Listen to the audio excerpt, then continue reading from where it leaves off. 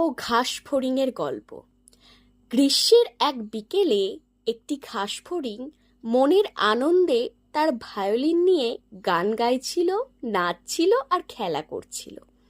হঠাৎ সে দেখতে পেল একটা পিঁপড়ে অনেক কষ্ট করে খাবার বয়ে নিয়ে যাচ্ছে। ঘাসফড়িং পিঁপড়েকে বলল, এত কষ্ট করছো কেন ভাই? এসো আমরা খেলা করি, গান গাই, নাচি। পিঁপড়ে বলল, আমাকে অবশ্যই এখন শীতের জন্য খাবার সঞ্চয় করে রাখতে হবে। তুমিও সময় নষ্ট না করে খাবার সংগ্রহ করে রাখো বন্ধু।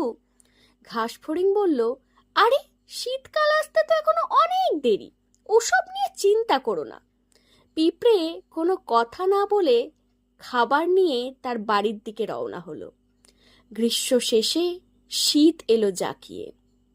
ক্ষুধায় কাতর ঘাসফড়িং কাঁপতে কাঁপতে পিঁপড়ের বাড়ি এসে পিঁপড়েকে বলল, আমায় কিছু খেতে দেবে ভাই?